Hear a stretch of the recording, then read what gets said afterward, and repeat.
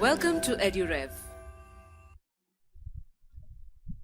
Welcome students, I'm Clarice Pereira Colasso and I have been training NEET medical aspirants in botany and zoology as well as NCERT based board exams for the past 8 years. In the previous video lectures we have already completed the pre-fertilization structures and events with regards to sexual reproduction in flowering plants. Then we have completed the fertilization event, that is double fertilization in flowering plants, and today we will start with post-fertilization events in flowering plants. So today we will be completing the following topics: endosperm structure and its formation. So we've already discussed that you form something called as the primary endosperm cell.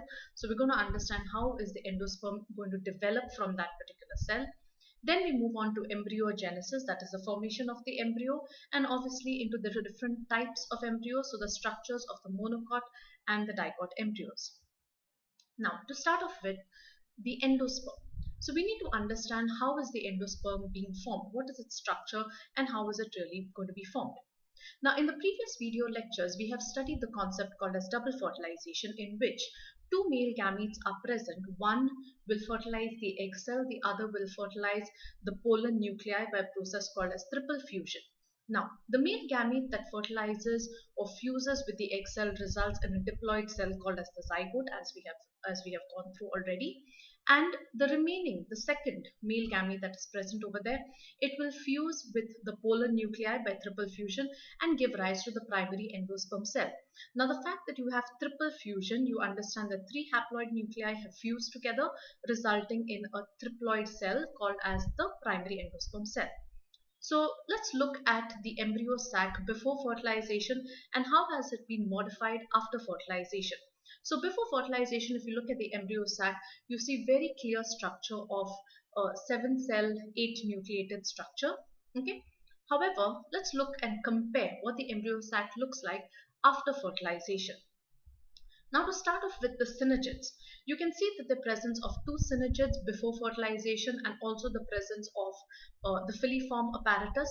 Now if you remember, the pollen tube had to pass through one of the filiform apparatus. It was guided with the help of the filiform apparatus, and that particular synergid that helped in guiding the pollen tube, that particular synergid degenerates. However, after fertilization, you will find that both synergids, the one that was utilized as well as the one that was not utilized, both synergids will ultimately degenerate because they do not have any other function anymore. Next, the antipodals. So the antipodals were present at the chaliceal end. Now the antipodals do not have a function as such, so therefore the antipodals will immediately begin to degenerate. The next is the egg cell. Now the egg cell is really important. The egg cell fused with the male gamete, with one of the male gametes, and this resulted in the diploid zygote. So you can observe that the zygote is closer to the micropylar end. Now the embryo sac that we're visualizing after fertilization is in its correct configuration, its correct position. So you need to remember this difference. And if you look at the polar nuclei or the central cell, it has fused with the other male gamete, and here you can see it results in the primary endosperm cell right in the center, having the primary endosperm nucleus, which is a triploid nucleus. Now it is from this particular primary endosperm cell containing the PEN, primary endosperm nucleus, that the endosperm begins to generate. So you have the zygote and you have the endosperm. Now, if you look at the location of the zygote and if you look at the location of the endosperm, you will find the zygote is more towards the micropyle region, whereas the endosperm is more centric. We need to understand what is the function of both of them. The zygote is ultimately required in order to form the embryo, so it must undergo embryogenesis. However, for this particular purpose, it needs to obtain nutrition, a whole lot of nutrition from some particular source. Now that source is the endosperm. So the endosperm, being triploid in nature, has a lot of DNA, therefore is able to produce a lot of nutrients in the form of proteins. Therefore, it is of utmost importance that the endosperm develops before the zygote develops so that it can provide that particular nourishment to the zygote. So this is what we must remember. The next, there are two different methods by which the endosperm can really develop. The first method is called as free nuclear division and the second is called as cellular division. Now, when we speak about free nuclear and we speak about cellular, you need to understand these are the two basic types. However, or rather many a times, one type is followed by the second. So let's try to understand what are these two types of endosperm formations. Starting with free nuclear division or free nuclear formation. Now, before we start with the actual concept of free nuclear division, let us quickly go through what we have already studied in our class 11 with respect to cell cycle. So we know that whenever a cell must undergo a cycling process, it must first undergo a process called as interphase, where it doubles its nutritional content, its cytoplasmic content, as well as DNA, as well as its DNA. And secondly, you will also require to conduct mitosis or meiosis after interphase. So interphase followed by the M phase. Now the M phase that is present over here is further divided into two parts. You will have karyokinesis, that is the division of the nucleus, followed by cytokinesis, that is the division of the cytoplasm. Now, when we speak about free nuclear division, you will find that the second part of the M phase, that is cytokinesis, division of the cytoplasm, formation of the cell wall between the two cells, does not really occur. So let's visualize what really happens in case of endosperm formation by free nuclear division. So you have the primary endosperm cell, the PEC, containing the nucleus, which is the PEN. It undergoes interphase. Now, when it undergoes interphase, the purpose of interphase is to double the cytoplasmic content. So you can visualize that the PC becomes quite a big cell over here. A lot of cytoplasm present inside. Now, it undergoes the first part of the M phase, that is karyokinesis. So karyokinesis would imply division of the karyon. So that means division of the nucleus. So ultimately you get two nuclei, both having the same chromosomal content. So in other words, it's equational division. Now, generally speaking, this should have been followed by cytokinesis. However, you will find that it is not followed by cytokinesis. Instead, it is followed by a second interphase. Okay, so cytokinesis is simply omitted. And if it is followed by another interphase and followed by another karyokinesis, you will imagine that this particular cell will become really big with respect to its cytoplasmic content, and its number of nuclei from 2 are going to become 4. In other words, nuclei will double. So here you will find that the cell becomes really big. The amount of liquid content, in the sense cytoplasmic content, keeps on increasing. Now, if an endosperm exists in this particular state, you can imagine that the cytoplasm, whose main component is going to be water, okay, will obviously be the nature of the endosperm. So you will find in free nuclear division, the endosperm is going to be a type of liquid endosperm. Though it will still be highly nutritive, it is going to be a liquid type of endosperm. Now, where do we visualize a seed as such having an endosperm of this particular type? This is very clearly seen in case of coconut. So if you examine tender coconut, okay, we know that tender coconut is known for its nutritional content in terms of tender coconut water. Okay, so the more that the coconut is tender, you'll find more amount of water, sweeter the water. So this indicates the presence of highly nutritive liquid endosperm. However, as the same tender coconut starts maturing, you will find that slowly a white kernel is formed on the outside. Now the question is, what is this white kernel forming on the outside? Now to understand that, we'll go to the second part of, or the second type of endosperm formation, and that is cellular formation, cellular division. So suppose if you had a primary endosperm with the primary endosperm nucleus, PEN, undergoing the same interphase, giving rise to the same cell having more cytoplasm, then undergoing karyokinesis, you will result in a cell with a lot of cytoplasm but two nuclei. But like normal cell division, it will complete its cytokinesis, so karyokinesis followed by cytokinesis, and you will have cell wall formation between them. Now, if you have cell wall formation between the two nuclei, you can imagine that this particular cell is divided, so the nuclear cytoplasmic ratio is being maintained as good as that of the parent. Now, if this particular cell, these two cells, undergo further division, you will result in the formation of 4 cells. Again, nuclear cytoplasmic ratio is going to be maintained. However, since you have proper cell wall formation, you will be able to visualize these as proper cells. They will have a certain mass to it, and it will no longer be a type of liquid endosperm. Okay, so coming again to the types of endosperm formation, you can have free nuclear type, you can have cellular type, but in case of coconut, when the coconut is tender, it has actually initiated its endosperm formation with the help of free nuclear.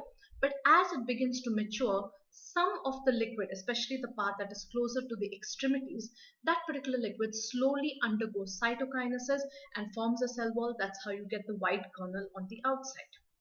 Now, for your NEET exam, it is very important to remember the example of the coconut.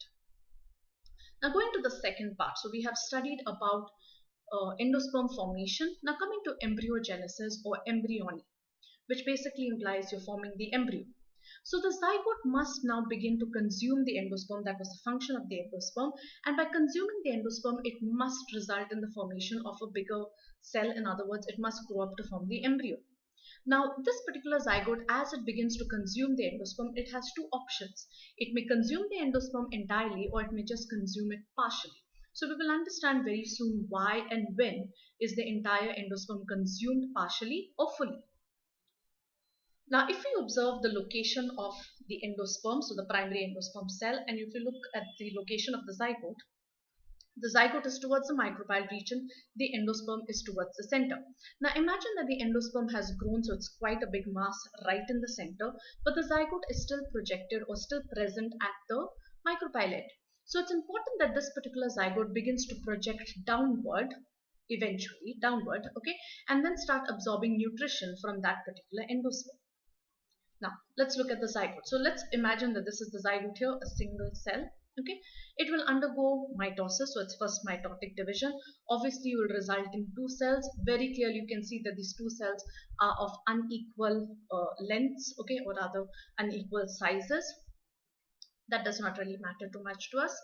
Now this two cell stage will undergo a further mitosis to give rise to a four cell stage.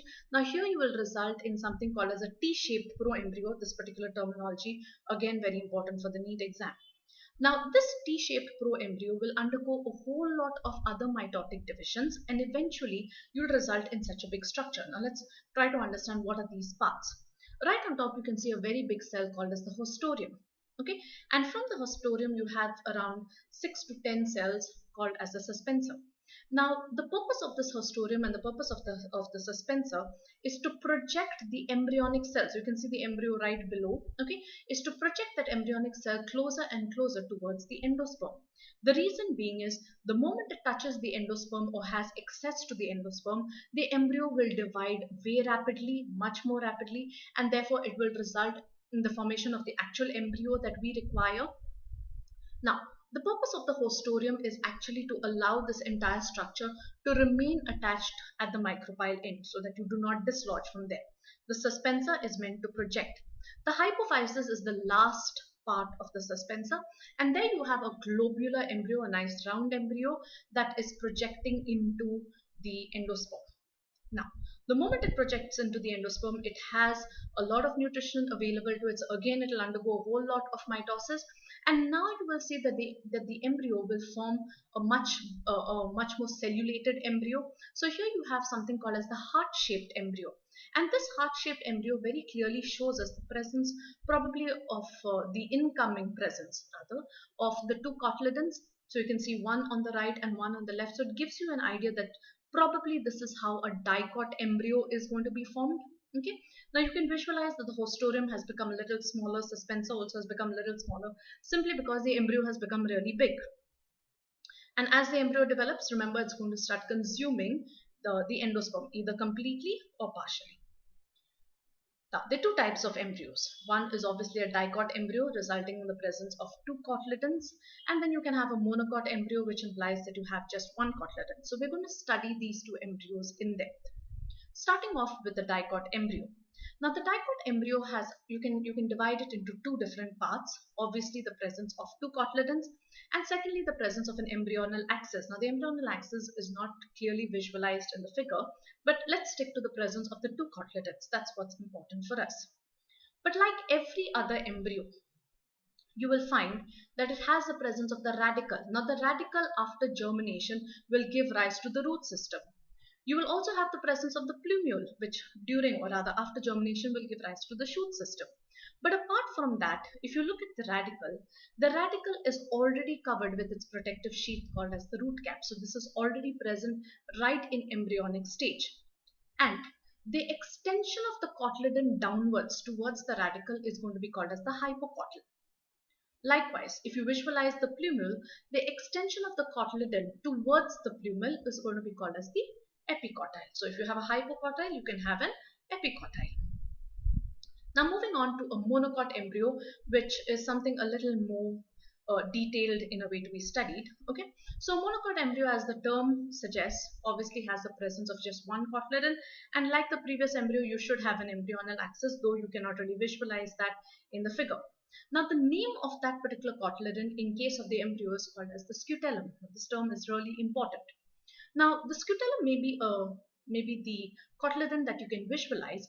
However, in the figure, you can find another term here called as the epiblast. Now, what really is this particular epiblast? The epiblast is actually a rudimentary cotyledon, telling you very clearly that the cotyledon, that the monocot, actually had the presence of two cotyledons, probably way before in the past. Okay. However, one of the cotyledons has become rudimentary.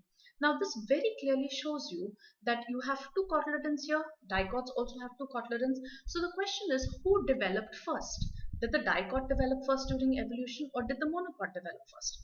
Now, our logic may really tell us that the monocot seems to be a little primitive because it has one cotyledon. The dicot seems to be a little more advanced because it's got two cotyledons. So probably in evolution, monocot before dicot. However, that's wrong. Okay, you will find that in evolution the dicot develops first, and as the dicot forms one rudimentary cotyledon, so one of the two cotyledons starts becoming rudimentary, you'll have the emergence of the monocot. So actually in evolution, dicot is more primitive as compared to the monocot. So that rudimentary cotyledon is going to be called as the epiblast. Now, like the dicot embryo, you will also have the presence of protective coverings, like you have the root cap. Now, here you'll have something called as the coleorhiza for the root, and you'll have something called as the coleoptile for the stem or the shoot system.